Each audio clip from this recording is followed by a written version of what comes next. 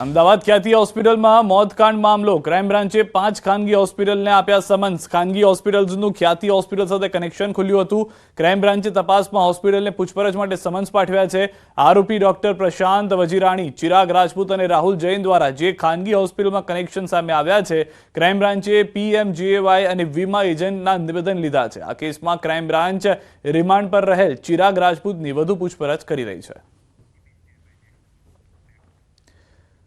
અમદાવાદમાં ISKCON bridge પર અકસ્માતનો મામલો તથ્ય અને ગ્રામ્ય સેશન્સ કોર્ટથી ઝટકો તથ્ય પટેલની નિયમિત જામીન અરજી કોર્ટે ફગાવી દીધી છે આરોપી તથ્ય પટેલની નિયમિત જામીન અરજી પર રાજ્ય સરકારનું સોગંદનામું આરોપી અકસ્માત કરવાની ટેવવાળો જામીન ન આપી શકાય આરોપીએ બેફામ કાર હંકારી 9 લોકોને લીધો જીવ અકસ્માતમાં ભોગ બનનાર ઇજાગ્રસ્ત હજુ બોલી નથી શકતો સરકાર તરફથી આ વાત કરવામાં આવી છે આ કેસ ખૂબ જ ગંભીર છે પોલીસે તપાસ કરી ચાર્જશીટ રજૂ કરી છે આરોપીને જામીન આપવામાં આવે તો પુરાવા સાથે કરી શકે છે છેડા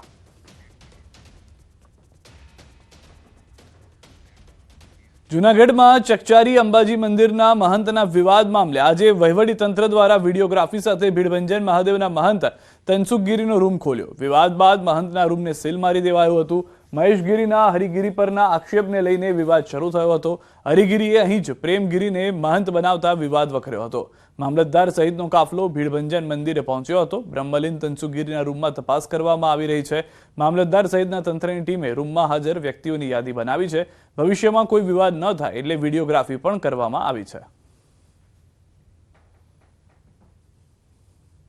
काम है वो हमें या उनको बता के नहीं आएगी उसका काम है कि मैंने अपने जीवन में क्या किया हूँ कहाँ कहाँ कर रहा हूँ क्या है वो हमारे गुणवत्ता के हिसाब में जांच करेगी उसका काम है गुप्त जांच करना और जूना अखाड़े की महासभा को हैंड ओवर करना ભવિષ્યમાં ત્યાં કઈ કઈ વસ્તુઓ હતી ભવિષ્યમાં કોઈ હેન્ડઓવર કરવાનો પ્રશ્ન થાય તો પછી કોઈ વિવાદનું કારણ ન રહે એના માટે તમામ પક્ષોને જાણ કરી અને બધા ત્યાં ઉપસ્થિત રહે અને એમની વચ્ચે એક વિડીયોગ્રાફી નીચે તમામ વસ્તુઓની એક ઇન્વેન્ટરી બને અને બીજા કોઈ પ્રશ્નો ન થાય એના માટે થઈને આ એક પ્રક્રિયા આજે હાથ ધરવામાં આવી છે ડેડિયાપાડાના ધારાસભ્ય ચેતર વસાવાએ 13 કિલોમીટરની પદયાત્રા યોજીને વિરોધ પ્રદર્શન કર્યું ભરૂચ જિલ્લામાં ગેરકાયદે રેત ખનન બિસ્માર રસ્તાઓ અને રોજગારીની માંગ સાથે રાજપારડીથી ઝઘડિયા સુધી 13 કિલોમીટરની પદયાત્રા યોજી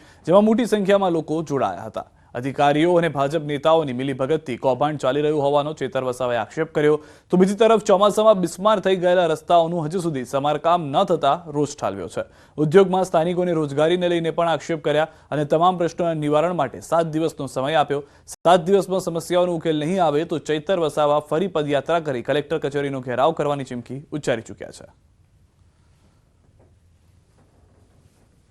આજે તો અમે રાજપાડીથી લઈને ઝઘડિયા સુધીની પદયાત્રાઓ કરી રહ્યા છે પછી પણ સરકાર સફાળે નહીં જાગશે તો દિન 7 પછી અઠવાડિયા બાદ 10 દિન બાદ અમે ખૂબ મોટા પાયામાં ઝઘડિયાથી લઈને ભરૂચ સુધીની પણ પદયાત્રા કરીશું અને તંત્રને જગાડીશું આવનારા દિવસોમાં એ યાત્રા અમારે કાઢવાની ફરજ પડશે ત્યારે અમે ઝઘડિયાથી લઈને નેશનલ હાઈવે 48 થઈને કલેક્ટર કચેરીનો ઘેરાવો અમે કરીશું સુરતના ઊન વિસ્તારમાં મદ્રેસાની બિલ્ડિંગમાં ધમધમતી બોગસ સ્કૂલ સામે કેસ કરવામાં આવી શકે છે મદ્રેસાની બિલ્ડિંગમાં બોગસ આદર્શ પ્રી સ્કૂલ ચાલતી હોવાનો ખુલાસો થયો છે બિલ્ડિંગના પ્રથમ માળે મદ્રેસા છે બીજા માળે પ્રી સ્કૂલ આવી છે જ્યારે ત્રીજા માળે ધંધાકીય હેતુ માટે પરપ્રાંતીયને આપ્યો છે નાનકડા ઓરડામાં ચાલતી પ્રી સ્કૂલમાં બાળકોની સુરક્ષાને લઈને પણ અનેક સવાલ ઊભા થયા છે વિદ્યાર્થીઓને એસએસકે સ્કૂલના એલસી આપવામાં આવતા હતા સંચાલકો 1500 રૂપિયા આપી એસએસકે સ્કૂલ પાસેથી એલસી મેળવતા હતા આદર્શ પ્રી સ્કૂલ મદ્રેસાની બિલ્ડિંગમાં નાના ઓરડાઓમાં ચાલી રહી છે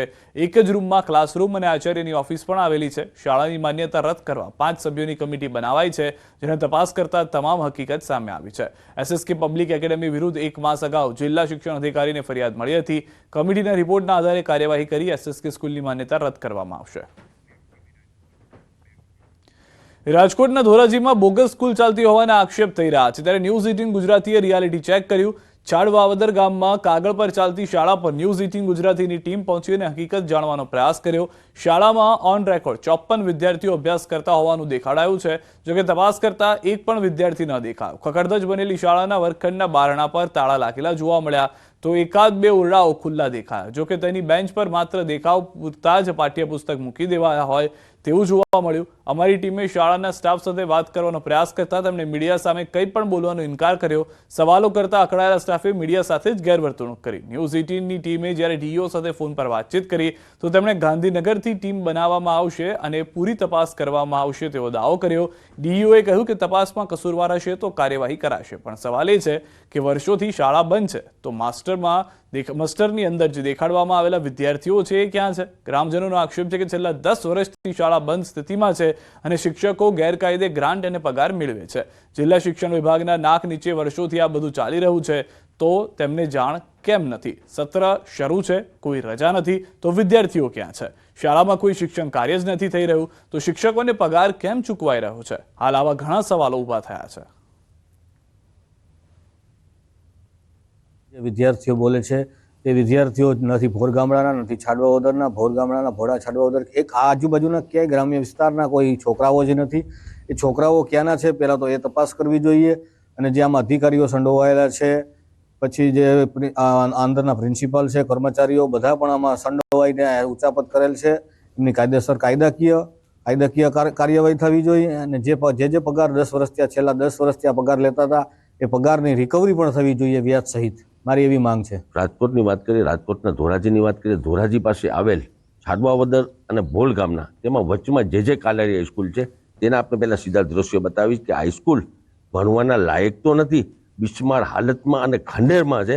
તેને લઈને આ જ વાત કરીએ કે જે રીતે ન્યૂઝ 18 ટીમ રિયાલિટી ચેક કરવા માટે આજે જે કાલારી સ્કૂલમાં પહોંચી તો અત્યારે જે ઓફિસ છે તો ઓફિસના આપણે સીધા દ્રશ્યો બતાવીશ કે ઓફિસના અંદરમાં અત્યારે પ્રિન્સિપાલ અને સ્ટાફ ત્યાં હાજર છે છતાં કોઈ બોલવા તૈયાર નથી. કેમેરામેન આપણે સીધા દ્રશ્યો બતાવીશ કે અત્યારે જે ઓફિસના અંદરમાં અત્યારે જે કર્મચારીઓ જે બેઠા છે, અત્યારે જે સ્ટાફ બેઠો છે, પ્રિન્સિપાલ બેઠા છે, છતાં કોઈ જાતનું બોલવા તૈયાર નથી.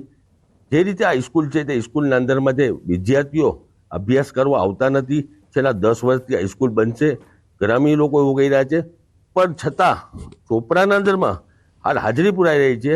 શિક્ષકો સરકારને ઉતાપત કરી રહ્યા છે. તેને લઈને ન્યૂઝ 18 ટીમ અત્યારે જે રાજકોટ ડીઓ સાથે ટેલિફોન દ્વારા વાત કરવામાં આવી તેવું કહી રહ્યા છે કે ભાઈ આની ઉપર જે કાયદેસર કાર્યવાહી છે ગાંધીનગરથી ટીમ બનાવવામાં આવશે અને પૂરેપૂરી તપાસ કરવામાં આવશે અને જે બી કસૂરવાર છે તેને સજા આપવામાં આવશે તેવું અત્યારે ડીઓ કહી રહ્યા છે. મુના પગારી, ગુજરાતી, ભોળ ગામડા, છાડવાવદર. આ તરફ હિંમતનગરના રાયપુર ગામની પ્રાથમિક શાળામાં તાળાબંધી કરાઈ છે. શાળામાં શિક્ષકો દ્વારા રોજ ઝઘડા કરવામાં આવતા હતા. અંદરો અંદર થતા ઝઘડાઓને કારણે બાળકોના અભ્યાસ પર ખરાબ અસર પડતી હતી. ગ્રામજનોએ 5 વખત શિક્ષકોનું સમાધાન કરાવ્યું પરંતુ પરિસ્થિતિ એમની એમ જ રહેતા આખરે કંટાળી ગ્રામજનોએ શાળાને જ તાળા મારી દીધા છે. જ્યાં સુધી યોગ્ય ઉકેલ નહીં આવે ત્યાં સુધી શાળા ન ખોલવાની ગ્રામજનોએ ચીમકી આપી છે.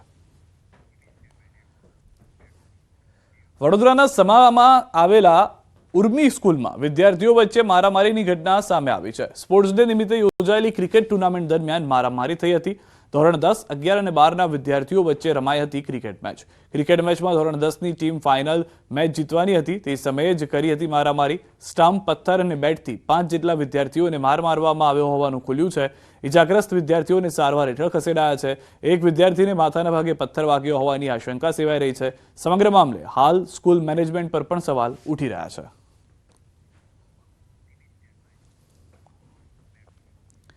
સુરતમાં અસામાજિક તત્વોનો આતંક વધ્યો છે. વરાછામાં તોફાની તત્વોનો આતંક સીસીટીવીમાં